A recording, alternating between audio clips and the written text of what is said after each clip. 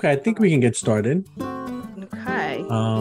Welcome everyone to our kind of like our first stop on the listening learning tour. Before we begin, I just wanted to let everyone know that there is a phone number for people to call for Spanish interpretation. So before we begin, Esther's going to go ahead and make that announcement in Spanish, and I'm going to go ahead and put it in the chat as well.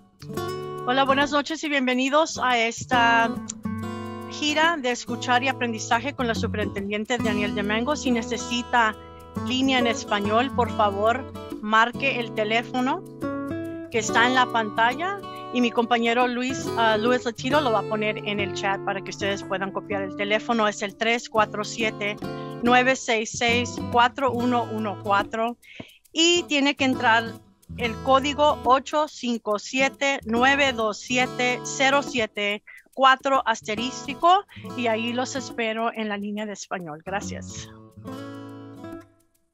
Thank you, Esther. And then Danielle, I think it's all you. Yeah, thank you, Louis. So good evening, everyone. Thank you for meeting with me tonight on one of our stops on the D25 Listening and Learning Tour. The purpose of these meetings is to talk about our plans for the 2022-23 school year and to hear feedback from all of you in the community about the work we're doing as a district in support of our schools and students. So welcome back to the 2022-23 school year. I hope you had a wonderful summer filled with rest and relaxation and family and friends. I am honored to have the opportunity to continue serving as your superintendent and to be able to continue working alongside all of you to further the goals of our district for our students. Over the past 12 years, we've done some incredible work together in service of our students. While there are many things to celebrate, I also know there is exciting, thought-provoking work ahead of us as we continue to emerge from this pandemic. In classic District 25 style, we will come back stronger than ever, and I'm excited about the work. We will capture what has worked to support our learners during this time and address and repair some of the learning gaps that have emerged across our nation, our state, our city, and our district. Our focus is to support our teachers and students to correct the learning loss in order to move forward in furthering our vision of strong roots and strong schools. I am confident that together we can change and correct this moment in our history. Our collective work moving forward this academic year will be grounded in knowing our students well and monitoring and assessing and elevating our best practices. We will use a strengths-based approach to rebuild, reconnect, and reimagine the school experience for all of our scholars. In alignment with District 25's mission, vision, and values, we will continue to strive for excellence, diversity and equity, wellness and safety, and empowerment for our schools and students to own their learning opportunities and experiences. Our district values have always supported the individual and collective learning of all constituents across the school community. I believe that all students, particularly those furthest from opportunity, deserve deep learning experiences that challenge them to think creatively, to collaborate with peers, and to solve complex problems, and to have opportunities to own their own learning. I believe in empowering educators and families to learn and grow together so they can foster environments where students have access to rigorous learning experiences. I also believe in the collective responsibility to ensure all students are valued and challenged, and we see all of our scholars for their strengths and assets. As a district, it is our core value that we build an awareness and appreciation of the communities we serve. It is one of the reasons why I'm meeting with you tonight. Culturally relevant teaching practices encourage us to embed content that allows students to see themselves in their learning, to follow their interests, to collaborate and critique from different perspectives, and to think critically. Across District 25, we embed culturally relevant practices to ensure that we know our students and communities well. Additionally, as we have done in the past, I believe by addressing disproportionality across our schools, we will improve outcomes for our students, staff, and the greater community.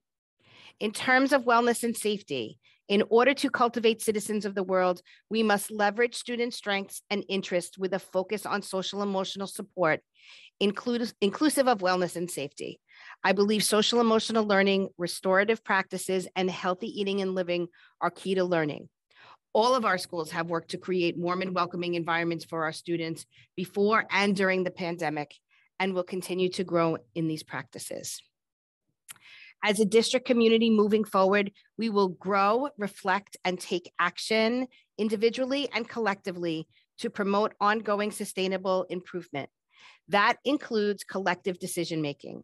I believe educators, students, families, communities, and schools must work together closely to reimagine learning and have opportunities to make decisions about their schools. In order to continue to support empowerment and engagement, we must be intentional about building and sustaining strong relationships that value empathy, compassion, and trust.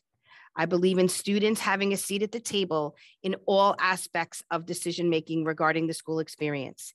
And as your superintendent, I will consistently model engagement practices, nurture open lines of communication, and a consistent flow of information so our communities can actively involve themselves in making the best decisions for our schools and our students. So how will we do this? By starting off strong. Oh, you can flip that. I'll go back to the 90-day plan, Lewis. Henry David Thoreau once said, "It's not what you look at that matters, it's what you see." And for us in District 25, it is about what you do with what you see. In terms of starting off strong, we are strengthening our practices through a strategic review of data. And that means everyone is responsible for knowing the needs of our students, both academically and social emotionally. And we will use our data to make connections to content and practice in support of deepening learning and closing opportunity gaps. Our focus centers on expectations you will recognize. Go back to the tree because I love that. So we took our tree and we made it strong. And the expectation is that every school is working collaboratively to unpack work in these highlighted strengths and builds upon areas that need attention. As a district, we will, now you can flip it, engage in strategic analysis of data. We will be looking at all types of data, assessment data, interviews, surveys, and really target areas of need. We will research and learn possible solutions together, organize and engage in targeted and aligned professional learning for our students and for our teachers and our leaders to build our capacity as educators. We will implement what we learn with supports and expectations, and we will gather and provide feedback and next steps throughout this entire process. As today is one of the first of our listening and learning tours, I would like to invite everyone to participate in the tours that I will do across the next 2 months. I will be traveling the district both virtually and in person to get feedback around what we are doing well as a district and what are some of the ways that we can improve our work. The information is available for you on the website listed here on this slide around where I will be throughout the months of September and the beginning of October. During the next portion of our meeting, I will be asking for feedback from the community on our focus this year or any other topics that you would like to discuss.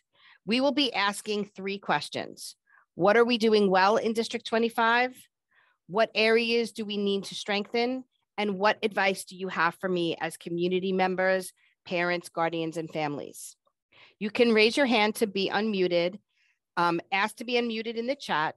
If you do not want to speak publicly, you can write a question or comment in the chat that I can address tonight, or you can share your feedback via email to event@d25.nyc or online at www.d25.nyc/feedback. Now, before we begin, I do wanted to go over, Louis, do I have the reading slide or no? I don't, right? Yep, thank you.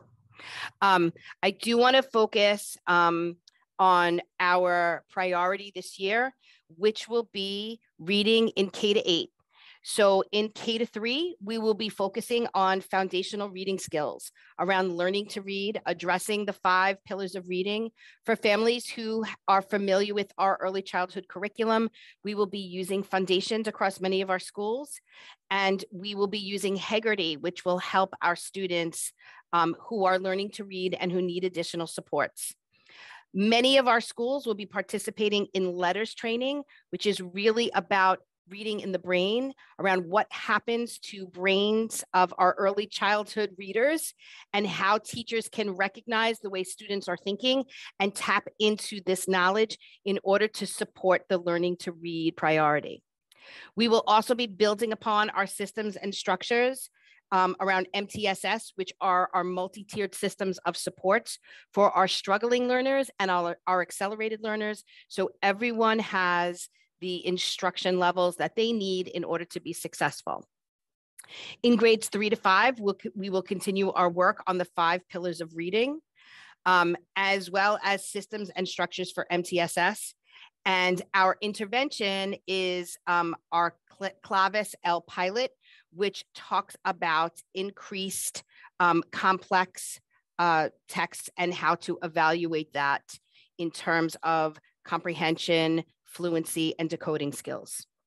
For our middle schools, we will be expanding our disciplinary and interdisciplinary literacy standards around reading to learn. We will focus on close reading of complex and compelling text around nonfiction, and once again, supporting our systems and structures for multi-tiered systems of supports, tiers 1 through 3.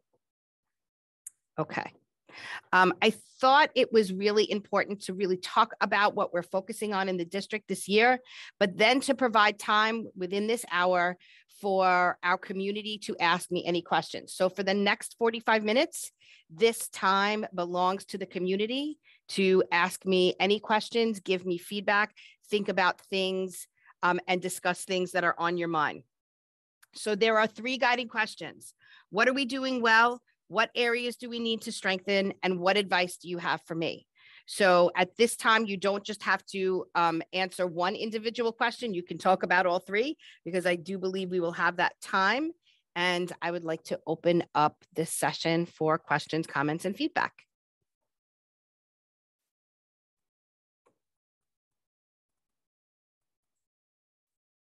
No questions?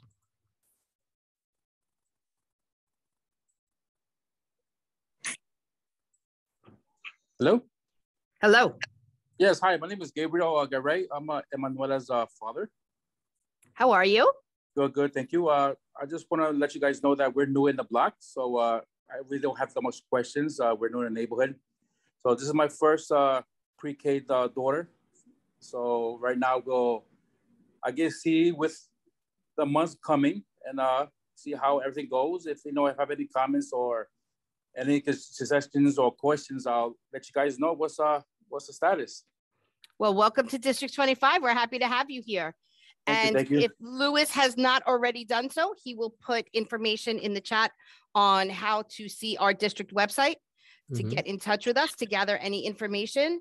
And you can also see us on Twitter, Instagram, and Facebook to get any information. We were really happy that we were able to post all of our return to school. Our principals and teachers did a beautiful job welcoming our students back to school. Okay, thank you so much. What school does your daughter go to for pre-K? She's in your school now, right here. So this is the superintendent's meeting. She supervises all the schools in the district. This is not just one school. So I'm sure your school shared the flyer, but what school is it? 242? This is a PS. Hold on. Sorry. This is. I didn't mean to put you on the spot. I'm sorry. No, it's okay. It's the PS20. PS20. Oh, great, PS20. Nice. Great. Welcome to PS20. Thank you. Yeah, great.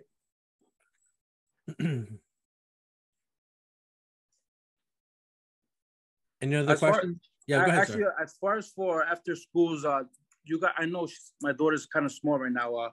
She's in pre-K. You guys don't have like special programs after school? We do not have after-school programs for pre-K. Okay. However, we do have after-school programs for K through 8. So the best thing to do is to get in touch with your school's parent coordinator and for next year and ask what would be available for students across your school. Some of our schools are able to offer some seats through community-based organizations free of charge. But other schools and even larger schools such as PS20 have a combination of both. So there's a lottery for the free seats, and then parents who are interested in paid after school will also have an opportunity to have access to that as well. Okay, cool, beautiful. No other hands or questions? This is the easiest listening and learning tour I've ever done. No, there's no listening. It doesn't have to be just a question like for the 3 questions we have on the screen. It could be anything like we were just asked about the after school programs. It could be anything that you guys have that you want to share with the superintendent. Hi, I actually have a question similarly related to after school and for students with IEPs who have bus service. It's kind of sad that they miss out on the extra service and the extracurricular activity of the after school program because the bus service picks them up at 2 or whatever time the day ends. And so that's not something that would change, correct? Because of the busing and kids getting home too late. So as of right now, no, but we have escalated parents' concerns around students who get busing or door-to-door busing and parents asking for them to be able to participate in after school. So I continue at every meeting to escalate that concern and talk about it as a need across the district. Well, thank you. I appreciate that. On behalf of all the parents, we appreciate that. Thank you. There is a comment in the chat regarding from Sarah regarding early drop-off and how it's crucial to parents. Okay, so one of the things that we've talked about across schools, and this is where I say in terms of empowerment, that PTAs, parent leaders, SLTs should really have conversations about the availability of early drop-off and what's possible and what's not possible. So it really would be an internal school-based conversation. There are limitations to how early school can start. Some of our schools also have professional learning for teachers in the mornings. So I definitely say to families that are concerned about early drop-off time to bring that up at your PTA or to your SLT representatives, to your parent coordinator, to your principal, and engage in discussion of what is possible.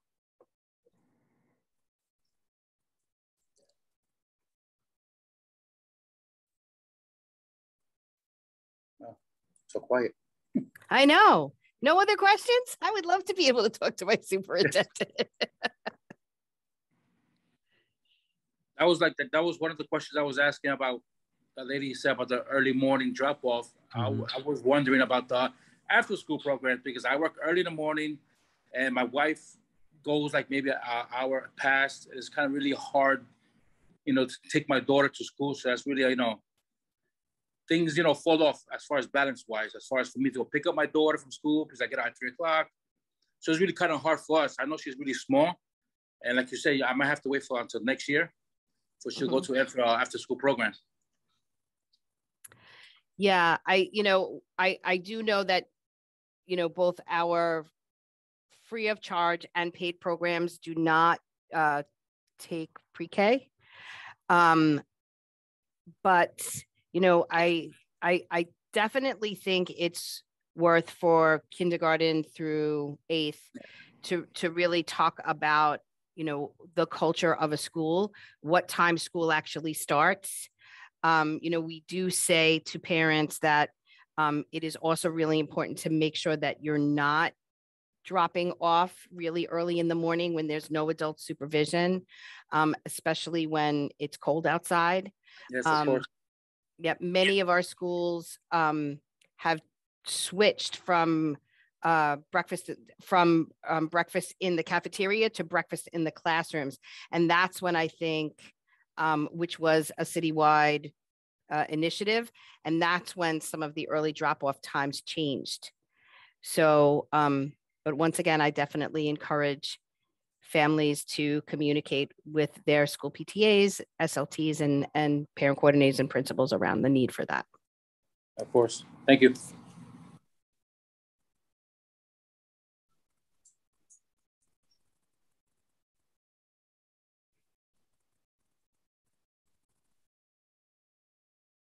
Okay. 6:53. This is the Any more questions about anything? What'd you have for dinner? You know, what, you know. actually, we have pasta today, so you know, so because I have a little extra time, I wanted to talk about some of the resources that we have and some of the programs that we have across our district to make sure our families know and have the information necessary to make decisions about their students. So as you know, we have 5 gifted and talented programs across the district at PS 21, PS 24, PS 32, PS 79, PS 165, and PS 209.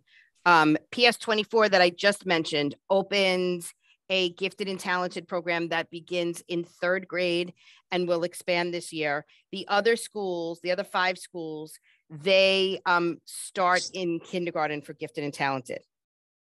All of our schools are zoned schools, except for some of our schools that offer application schools. So for example, PS 242 and PS 244, which is around the corner from PS 20.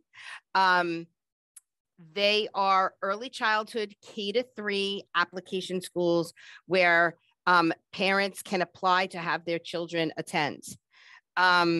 We also have a borough-wide school, PSIS 499. That is an application school as well.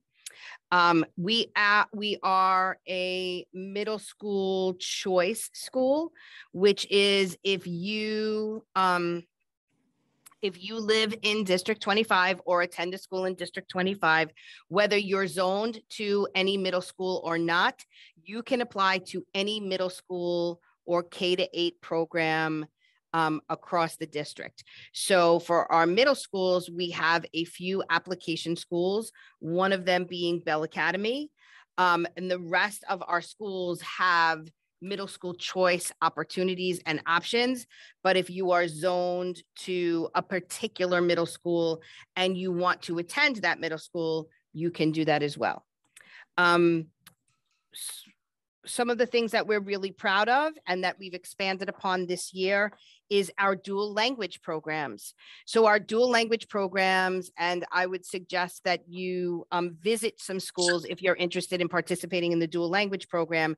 We offer them in Chinese, in Spanish, and in Korean in certain schools across the district. And dual language, for those of you that don't know, are schools where 50% of the students are new language learners, and the other 50% of students are students who are interested in taking dual language courses. And depending upon the coursework, around 50% of the learning that students engage in are in English, and the other 50% is in the language of the dual language course that they will be participating in. We also have transitional bilingual classes, which are for our new language learners. And we once again offer them in Chinese and Spanish in some of the schools across the district. In our middle schools, we offer Spanish, and some schools additionally offer Korean as well as Mandarin. So let's see if there's anything else.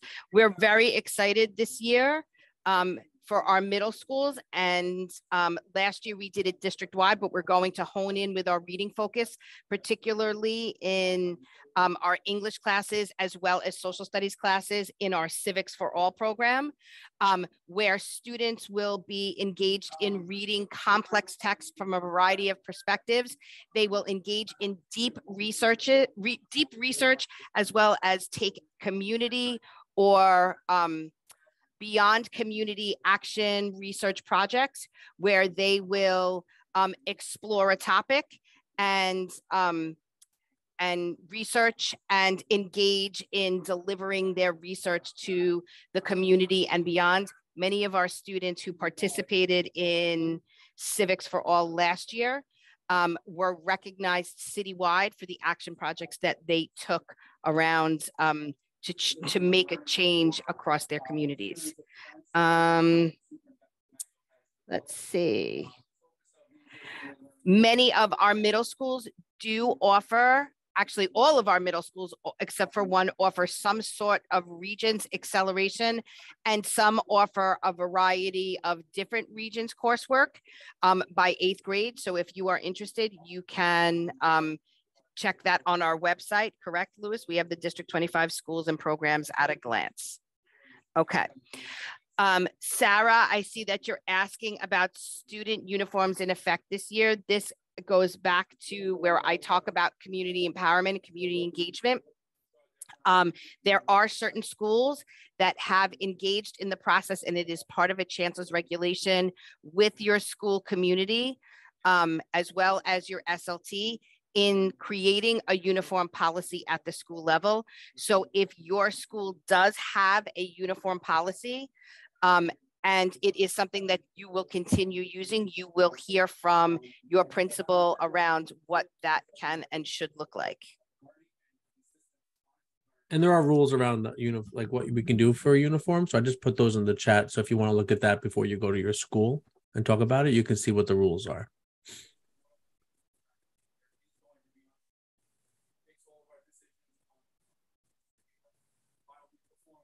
Thank you, Sarah. It was a good question. Was. Yep. So one of the things that is going to come up this year that I think is very important to speak together as a community, especially for our upper elementary and our middle school students, is cell phone usage.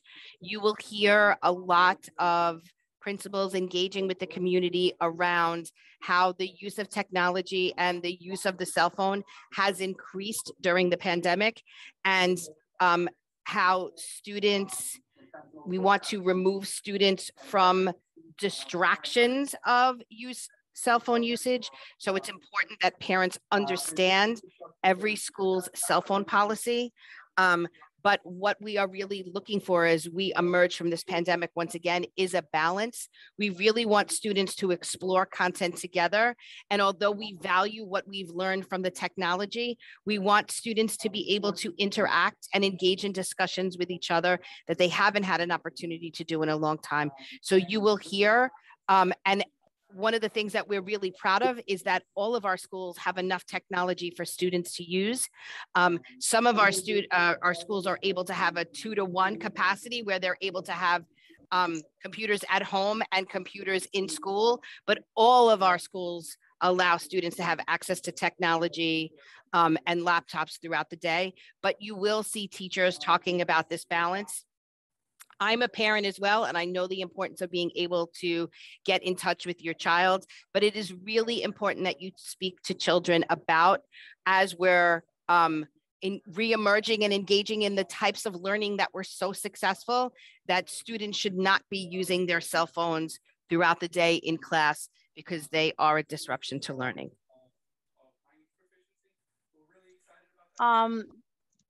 Superintendent DiMango, I have a parent on the Spanish line. And so she wants to bring up a concern that she has at her school. She was wondering if you can do anything to help the dismissal period, not just at her school, but across the district, in terms of all the kids come out at once. There's a lot of parents, a lot of cars, and she just wanted to shine light on that to see if there's anything that you could do. Yes. So tell that parent I said thank you. One of the things that I do across the district is I come and I look at arrival and dismissal practices. I definitely think that that is something that we should talk about as each individual community. We have a lot of concerns for student safety where parents are double and triple parking.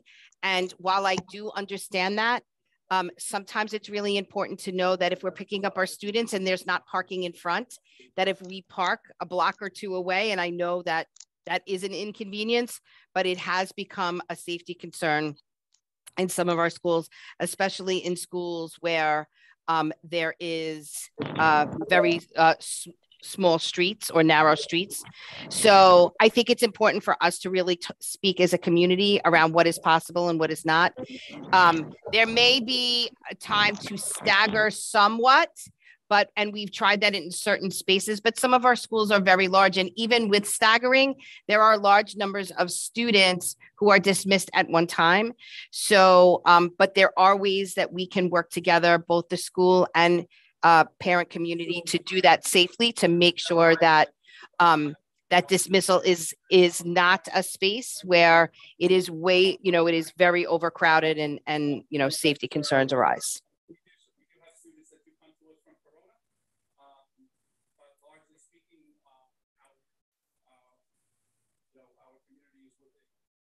Thank you very much. Okay.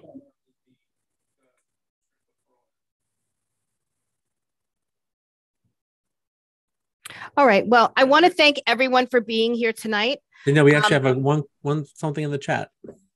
Oh. Someone says that their son doesn't understand English, and how will he learn English? So for this mom, I'm hoping that she visited her school and was able to get support from her school around resources and supports that are available through either our dual language or transitional bilingual education classes or our ESL classes. And if not, she should reach out to the district office so we can support her in the best way that we can.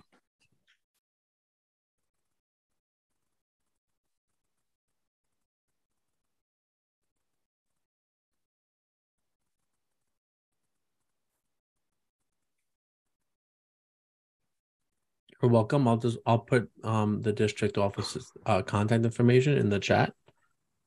This is for everyone. If anyone wants to contact us, there's a phone number and an email.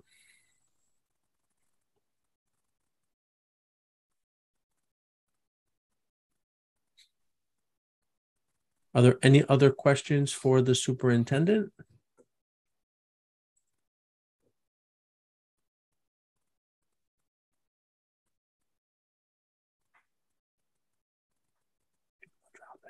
Okay, so dismissal is something that we will absolutely address with all of the principals in our district.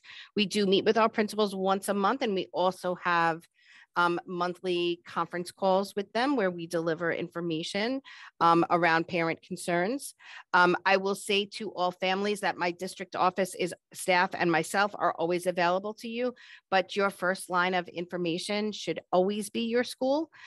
Every single one of our schools has a school parent coordinator or support person that can help get you the information that you need. But we want to let you know and make you aware that our district office is also here for you with any concerns that you may have.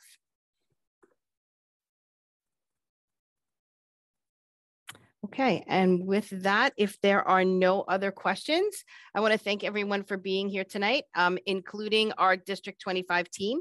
Thank you all for being here. And if you are interested and you think of anything you may have missed, you can always contact our office, or you can check out our next listening and learning tour dates.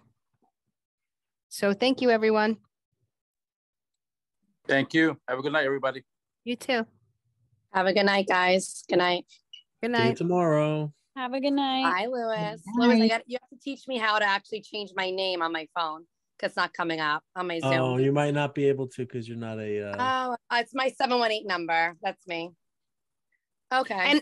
And for any parent or community members, tell your friends to come on to the next listening and learning tour. You have the superintendent that you can ask any type of question to. Yes, spread the word. Yep. All right. Take care, everyone. Good night, everybody. Good night.